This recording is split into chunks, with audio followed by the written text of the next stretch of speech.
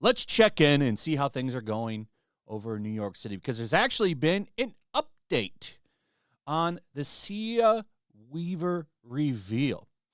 There's been a lot that's happened in 24 hours since that dropped. And by the way, a lot of people were asking for the video of this situation where she got confronted and just broke down crying, because this is a tactic from a lot of these crazy liberal women. When you confront them and ask them, a question, they kind of break down and start crying. If you remember, we saw something like that on the Whatever podcast and that famous viral clip. Okay, you guys are all just really misogynistic. How do you define misogyny?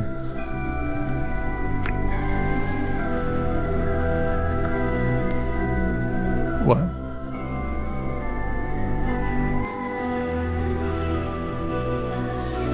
I'm just asking how you define misogyny.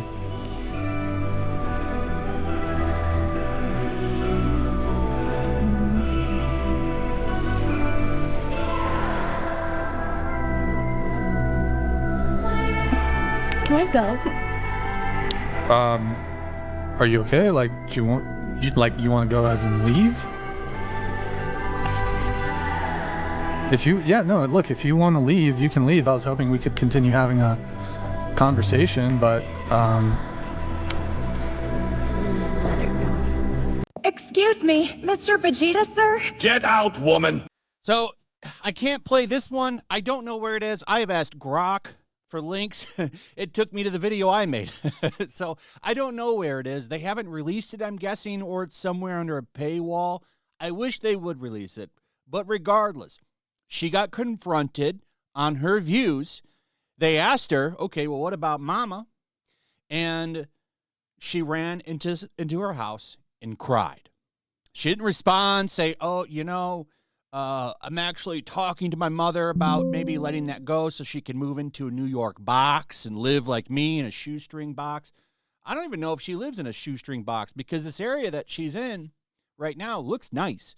She probably lives in an upscale area because, of course, all of these, this is why they're called champagne socialists, because they don't actually practice what they preach. It's really just a big virtue signal. But anyway, she got tremendous backlash for, dodging and just breaking down and crying. We got to let those liberal tears flow because it shuts things down. It just shuts it down. And now, any kind of criticism being levied at her for hiding in her door and crying when she was confronted for her really nasty, nasty things that she said, well, that's bullying. You're actually bullying now. Here's this tweet, and you can find these pretty easy. There's a whole bunch. The piling on Cea Weaver is disgraceful. A young woman attempting to make the world a better place. Disagree with her philosophy. Don't like her posts from a long time ago. Keep note of that, because this is the criticism, that these are from a long time ago. That's fair. However, the pummeling is cruel. Of course, the real target is Mamdani. Yes, because these are the people he appoints. And there's videos of him on panels with her agreeing when she talks about rent prices and home ownership being racist. I don't agree with everything she says and believes in, but she was on my podcast and I found her sincere, authentic, smart, and a nice person. She's also very practical. And as this gentleman says right here, she said 11-year-old white boys are evidence that humanity should stop procreating. She said she wants to impoverish the white middle class. She said this evil shit, you pathetic boot-licking loser. She must leave New York City public office immediately. F her and F you too. Here's some of the stuff that she said, and I showed some of this in yesterday's video. You can find all of these pretty easy through archiving. There's a reason she deleted her Twitter after she was put in power. I don't want people like this in power. I think having people like this in power is dangerous. We already have enough really shitty people in power. We don't need more.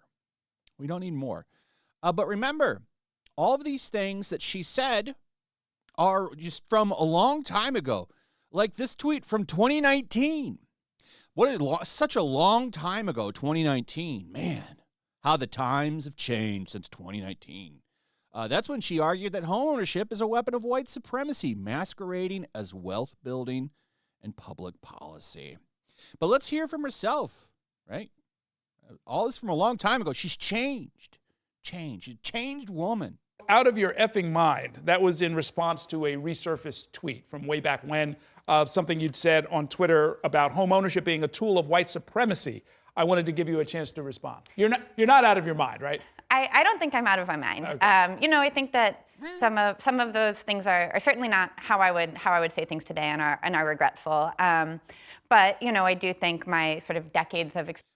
It's regretful because they never said a lot of this shit when they were campaigning, and now there's a little bit of voter resentment because people are finding out they just elected a crazy woman to advocate for them. Experience fighting for more affordable housing sort of stands on its own. I'm proud to be in this role fighting for stronger tenants' rights, and I think that for many years people have been locked out of the property market. That has produced a lot of systemic and racial inequalities in our system, and I want to make sure that everybody has a safe and affordable place to live, whether they rent or own, and that is something that I'm laser focused on in this new role. She's laser focused on taking away your home. She wants to get rid of private home ownership. And, by the way, there's clips out of her talking about her goal. The goal of the administration is to reduce the value of private property. She wants to make your shit worth less, which is not a good, that's like taking away some of your estate, your value of your home. That's not a good thing. By the way, this is kind of backfiring on her as well, because now people are pointing out that this woman was fired for a tweet that resurfaced 15 years ago, but they kept this woman on. That's interesting. I didn't know any of this. So yesterday, we found out that Cea had a mother with a very expensive home in a part of Nashville that's being accused of gentrification, or mother's helping that with her expensive property. She doesn't have anything to say about that. And apparently she doesn't have much to say about her father, who's a landlord. He's a landlord who, by the way, claims that he is not raising prices on his tenants. He's in it for the goodness. He's doing it out of the goodness of his heart. That's why he's a landlord, apparently. He has never raised prices. He's doing this just to be a good person, apparently. Everybody that is a landlord, like any other business, is in it for one thing, and it's to make money. I don't agree with all of the shit going on with rent hikes and stuff, but trying to pin all of this shit on white supremacy is a cope and a cop-out and just a way to try to take eyes off real problems. Because a lot of these people are just too stupid to be in the position of power they're in, and they run on gotchas and hot topics. I mean, what's the left been doing for, it feels like 15 years now, just demonizing the white man. That's who ruined everything. They ruined everything. I'm paying $4,000 a month because of the white man. It's always the white man. All these people want to do is divide so they can keep and grab more power. Tim Walz is probably so happy about what's going on in Minnesota with the ICE thing right now because what's happened? No one's talking about the fraud anymore. Crazy how that works, isn't it? By the way, let's watch some more clips from Crazy Cea. Controlled public housing is really important, and that's why when Raquel is talking about the communities and that she's describing, that that's a created community where the people who are living there are setting the agenda, and so people like home ownership because they like control, and that's been perverted by I like control, you say. I never thought about it like that. Personally, I like home ownership because it's a smart choice, because it builds long-term wealth through equity and property appreciation. You get tax benefits like mortgage interest deductions, and provides a stable housing cost with a fixed mortgage rate, unlike rising rent costs. It also gives you the freedom to customize your space, which you can't really do when you're renting. You'll have to pay to turn it back usually. And it's a sense of pride and security. And it gives you a stronger community root because you're invested in the area.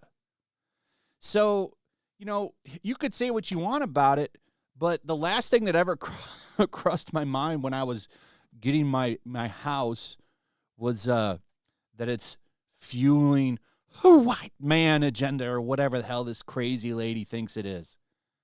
Deep racism and deep classism in our society. So like we have to not have a racist and classist society. And so that's like something we need to think about like deeply.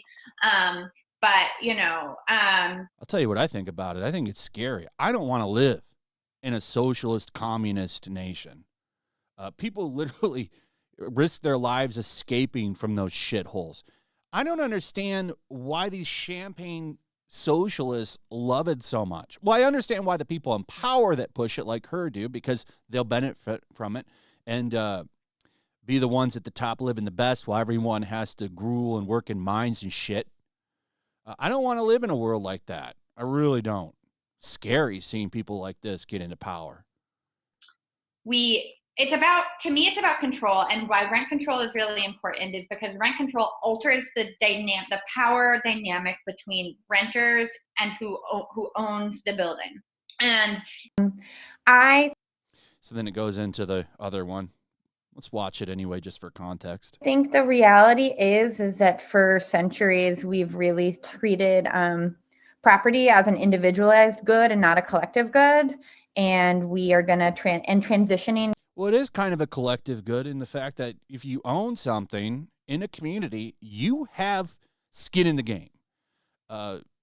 You want the community you live in, of course, to be a little bit better because it's better for your property value if the community is good.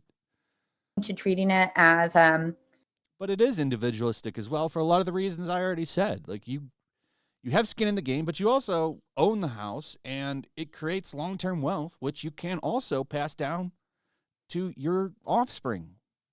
We call that generational wealth, which they want to take away. Collective good and towards a model of shared equity will require that we think about it differently, and it will mean that I don't want to think about it differently. Why don't you think about things differently? Families, especially white families, but some POC The white families who are homeowners as well, are going to have a different relationship to property than the one that we currently. Don't think so. The administration you work for doesn't have as much power as they like to flex.